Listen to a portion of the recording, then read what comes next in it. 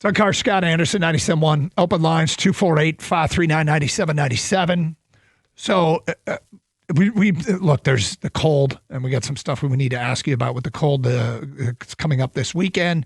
Red Wings last night. The thing about the Red Wings is getting a point is actually decent, given who Minnesota is and coming off back-to-backs. And we're wondering, is there any evidence that this team isn't going to swoon after a long break like they did last year, or after the trade deadline like they did the year before? Is there any evidence that March is going to be good to this team? Or are we just hoping? Well, I'd like to think that the last 3 years were the aberration, right? You're not supposed to do that every year for 3 years. That does, and let alone a fourth. I'm going with the odds. The odds are in the Red Wings' favor. That's not going to happen again. I mean, come on. Yeah. You sure? I guess. Well, they're in a better place now than they were a year ago. They seem to be playing better now than they are. They are first place in the conference. Right. In part because of the schedule. Like, what do you mean in part because of the schedule? Well, how many games have they played? Well, 52. And Tampa's behind them with 48 and 1 point back. So, Tampa's probably going to pass them. But I'm pleased with where they are, don't get me wrong.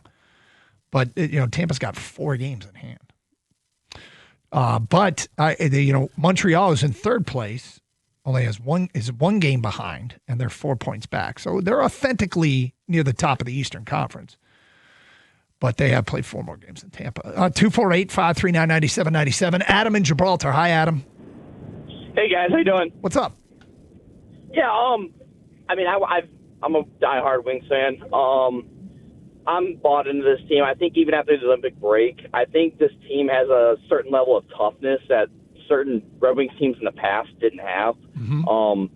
You can tell that they're better in the front of their own net this year than years past, too. PK's a little better. I mean, they're middle of the pack. Still a top 8, top 7 power play unit. But the thing that worries me the most is in a jam-packed Eastern Conference, like you see, they need to start winning in regulation if they want to be, like, serious playoff contenders, I feel like finishing off games or even knowing how to, take the lead late in games. Because, getting a point on back-to-back days is great against good teams. But I feel like when it comes to the end of February, early March, if they can start winning in regulation, I think they're going to be serious playoff contenders. Yeah, I hear what you're saying. If you look at the top teams, Montreal has fewer wins in regulation, but many of the top teams in the East have. Well, I guess not all of them. I hear what you're saying though. Wins in regulation that cost them a playoff spot a couple of years ago. Right, and I can see them making the playoffs, but I don't expect them to be like a 1 or a 2 seed going in the playoffs. I can realistically see them being like a 3 or a 4 or a 5 seed going into the playoffs. But like I'm saying, if they can start winning in the regulation this later part of the year, I can see them being that first or second seed in the playoffs, depending on what Tampa does. Yeah, well, I hear you, and you're right. That's something to watch for, and God, they've been good in overtime. They have. They've won a bunch of games in overtime until obviously they lose last night. Yeah. But and his point is valid. They do have a lot of overtime wins, and at the end of the season, that's a tiebreaker for some categories. So it'd be nicer to not have to wait for that. But I don't know if that's a harbinger of things to come in the playoffs, that they can't close out games. I think that maybe does that show that they do? Because some of those games they came back to go to overtime. They weren't always ahead, but I get it. It's valid. All right. 248-539-9797. What makes you believe this Red Wing team will not have a collapse late in the season, as we've unfortunately grown accustomed to? Playing really well right now. Okay. News yesterday, Gator. The Dan Skipper is hanging him up. Dan Skipper, one of the all-time favorites, is hanging him up. And, of course, we remember Dan Skipper for all his contributions to Detroit. I think Dan Skipper might be in a category all by himself. He might be. As a all-time favorite, not great player in Detroit. He served a purpose. He played a role. He became a cult hero. But nobody ever said, we're good when players got hurt because of Dan Skipper. But we loved him.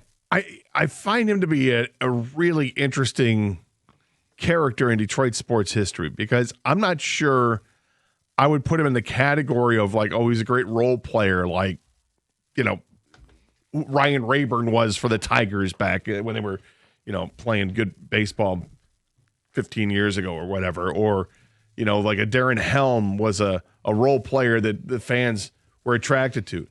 Dan Skipper became, as you said, a cult hero because of something that he did on the field that wasn't recognized by the officials on an iconic play when he reported tackle eligible and they didn't announce it.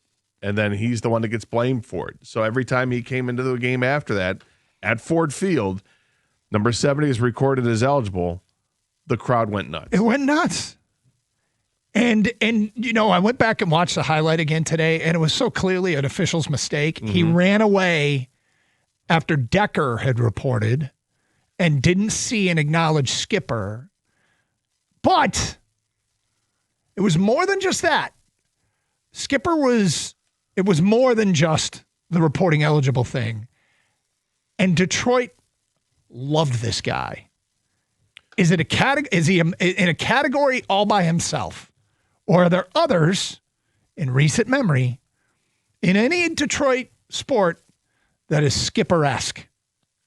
Who is most Skipper-esque? 248-539-9797. Dan Skipper retiring from the Lions. It's Karsch and Anderson, 97.1.